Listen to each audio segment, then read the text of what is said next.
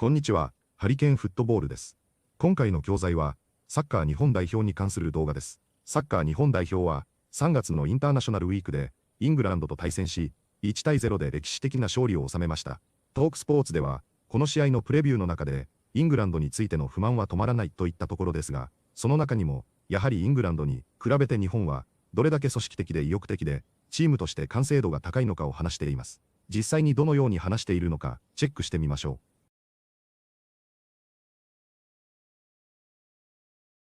It might be the end of the international break, but none of us has gone back to our clubs early, that is for sure. There's no experimentation here. There's no sort of looking for an alternative or a deputy. We are going full front line, as we have done throughout the international break, with Alex Crook and Scott Minto. Crookmeister, we're going to talk De Zerbi, we're going to talk FA Cup quarter-finals, aren't we? But first, we're going to start with international football. Jokes aside, that's actually quite a dispiriting international break for England, wasn't it? I mean, look, hands up, Japan were absolutely superb, I thought. And when we talked about Japan prior to the game on Tuesday night, I think both of us were sort of pretty sure that they were going to give England a proper test. And boy, did they. Yeah, I mean, we said on the podcast, Japan are no mugs. 18th in the world, brilliant recent record against European opposition. I think a lot of people forget and slept on the fact that they finished top of a World Cup group in Qatar that included Germany and Spain. But that doesn't excuse England and Thomas Tuchel. You can't be losing at home to Japan. I mean, he's set two records now, Thomas Tuchel, in his relatively short tenure. The first ever England defeat against African opponents when they were schooled by Senegal at the City Ground, and now the first ever defeat against a team from Asia. So as much as it's a brilliant story, as you articulated in commentary, for Japan and Karim Matoma, who's had a difficult season, injury and form wise, it's a real blow for England ahead of the World Cup. And Thomas Tuchel can say it's only March as much as he wants. I feel like he's wasted these two games. I think we're all in favour of the extended squad. We like the idea in principle. I'm not sure it worked. I think he just encouraged players to drop out for the second game. I think at some point we needed to see the semblance of a first 11 in one of these two games, and we didn't, because Saka and Rice were unavailable. Harry Kane, who's never injured for England, was unavailable. And I don't know what we learned. We learned that Phil Foden can't play as a false number 9, but we could have told him that anyway.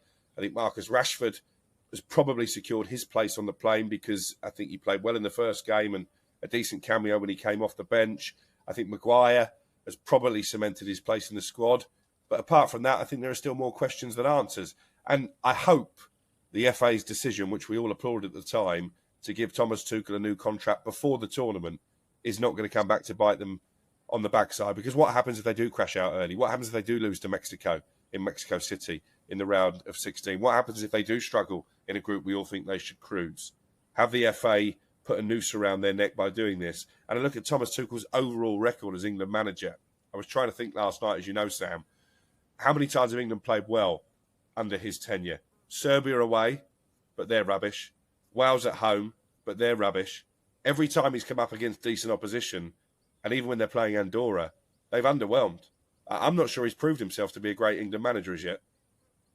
Well, interesting. We only asked him about Japan, and he ended up giving us chapter and verse on the entire international break. So, fair enough. Podcast over. Let's move on. Scott, I had a lot to get off my chest. Do you know what, Sam? And we are worried about that, actually. You need antibiotics.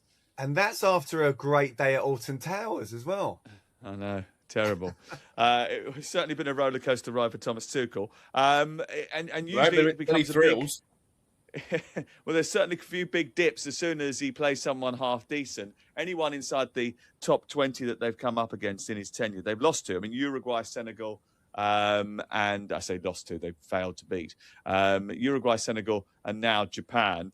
Is that concerning? Do you start to worry at this stage of his tenure when you've only got 2 warm-up games to come before the World Cup? He says, don't worry, it's just March. It has no relation to what's going to happen in the summer. But do you actually think, well, actually, I'd rather have worked out a bit more about the squad before we get to Florida rather than having to sort of get to this stage of the season and still be concerned as to who is going to be back up to Harry Kane, who's going to be the left back, who's going to play on the left-hand side of midfield. There's still, I mean, I mentioned it in commentary. That was my last words in commentary last night. There's more questions than answers. Should they not have all been answered by now?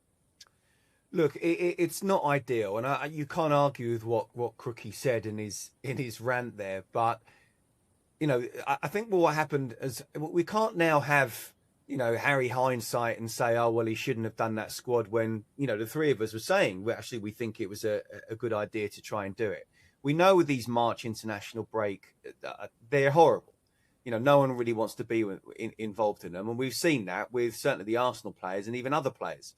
Going back, look, I think the worry for me is, I think he has learned a lot but from a negative point of view, as to who we can't rely on, not who we can rely on. And the biggest thing to come out with this is Harry Kane got even better.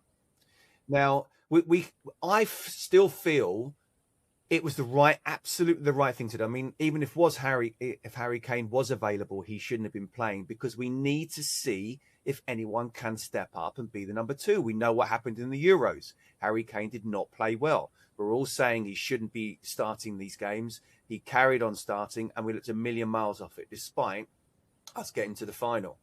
I also think it was a great England squad or England international break for Ollie Watkins, because I genuinely think he's become more important now as well. And I would definitely have him as my number two. I wouldn't take anybody else. I don't think anyone has particularly stood up. Dominic Solanke, Dominic Calvert-Lewin, I think is a little bit harsh, but, you know, it was a surprise him coming in anyway. But what we did learn is that we need our big guys. We need the big boys. And if the big boys aren't playing, then we are not going to get anywhere near winning the World Cup. Yeah, I think the drop-off when you don't have Rice, Bellingham, Saka and Kane is too much. I've got to be honest. I think for all the talk that we have a lot of competition in those places, actually, the fact is that when they're not around, England look toothless. And I mentioned, and I felt a bit harsh when I said it in commentary last night, that Harry Kane isn't just the main source of England goals. He is the source of England goals. But it's true. You know, nobody else really scores often enough. And that is an issue. You've got to have goals from other areas of the pitch. And England just don't have that at the moment. He's got 78 goals. That is amazing. His return is excellent. But Scott is right. We have been saying for a long time, he doesn't play every game. We can't get him to play every game. We can't flog him like a dead horse. We've got to make sure we've got an alternative. But that's great as long as you find the alternative. If you then, after a year and a half of trying, can't find anybody else to even come close to filling one of his boots, let alone two, you've got a serious issue. I suppose there is a wider question about strikers and the dearth of them. And I think we've seen that in the World Game, which is why last summer we saw lots of money spent on Šeško and Gyökeres and Voltemada. And I think that's a different, obviously, wider debate. But I also looked at Japan and the way that they'd formulated their team. To me, they look so much more committed, desperate to impress, organised, structured, well-trained. And I think England looked a little bit like they were sort of fudging it a little bit. Okay, well, we haven't got someone, so we'll put someone there and we'll play this person out of position. Foden was out of position. Rodgers was out of position. It wasn't perfect. Even O'Reilly isn't an out-and-out left back. So there is still areas for me that need to be ironed out. I think you're right about the Watkins and Welbeck have got brilliant in the last 24 hours. Should we talk about Harry Maguire? Because everyone says that they dissed him by saying he's the fifth choice centre-back. I still don't subscribe to that view, actually. I mean, the fact that I think actions speak louder than words. He's been given the armband twice in 2 games suggests to me that he's closer to the plane than maybe people think, Crook. I hope so, because I think he deserves it. And again, if you're a Tuchel detractor this morning, the fact he went down the route of just sticking Maguire up front for the last 10 minutes, you don't need your coaching badges to do that. You know, that smacked of a little bit of desperation. Do you know what disappointed me last night as well? And somebody joked about it in our group that, you know, they're not the tallest team in the world, Japan, and we still struggled from set pieces. You know, we may as well have had you defending them in the Japanese box. So again, the second game in a row, I've been underwhelmed by those set pieces, which is one thing that Tuchel can be working on the training pitch, and he has said that he's going to use as a weapon. But yeah, I think Maguire should be on the plane. The reason I'm now questioning this extended squad is by giving 11 players the first game off, 11 outfield players the first game off, which again we were in favour of. Let's not overplay Kane, let's not overplay Saka, we don't need to see him. But has he demotivated the rest of the squad? Because you've then got, 20-odd players who know they're only playing for 15 places. Now, I guess if you're being critical of the players, you just say, well, that should focus the mind, that should give you even more incentive. Absolutely. It's elite level sport. You've got to try and make it to a World Cup. It's a World Cup. You've got the opportunity to go for your country. Surely, if that demotivates you, then you shouldn't be on the plane anyway. 次は解説です。今回は少し難しく、なかなか使えないようなボキャブラリーも多かったですが、そういうボキャブラリーを生の会話で聞くことは貴重なことだと思っていますので、本日の解説をチェックしてみましょう。That's actually quite a dispiriting international break. Dispiriting は気持ちを落ち込ませるような出来事や状況を表す形容詞です。意味は、がっかりさせる、気力を失わせる、気がめいるような、です。例えば、内容の悪い試合や希望の見えない状況について使えます。サッカーでは、A dispiriting performance で、見ていて気がめいるような試合内容という意味になります。似た単語に、depressing や discouraging がありますが、dispiriting は特に気力や闘志がしぼむ感じがあります。ポイントは、dispirited が落ち込んでいる側、dispiriting が落ち込ませる側という違いです。語源は dis to spirit で、気力を奪うというイメージです。スポーツの解説やニュース英語では、少し上品に失望感を表したいときに使われます。That's actually quite a dispiriting international break. That's actually quite a dispiriting international break. We needed to see the semblance of a first 11. semblance は見かけや外見、またはわずかに残っている感じを表す単語です。特によく使うのは a semblance of という形で、かろうじてある何々、最低限の何々という意味になります。例えば、a semblance of order なら、かろうじて秩序がある状態です。逆に言うと、実態が十分にないことを蔵に示す場合も多いです。そのため、少し批判的な文脈でもよく使われます。語源的には、seem に近いイメージで、見た目だけそう見えることが中心です。上級英語らしい表現なので、覚えておくと解説動画でも使いやすい単語です。We needed to see the semblance of a first 11. We needed to see the semblance of a first 11 is not going to come back to bite them on the backside. Come back to bite someone on the backside は、後になって自分に悪い結果が返ってくるという意味の口語表現です。日本語では、ツケが回ってくる、後で痛い目を見る、しっぺ返しを食らう、などが近いです。特によく使われるのは、今の判断ミスや問題の放置が、後で大きな失敗につながる場面です。on the backside は、少し強調した言い方です。かなりネイティブっぽい表現で、実況や YouTube の動画でも相性がいいです。フォーマルな表現ではないので、試験英語よりも生きた英字で覚えるタイプのフレーズです。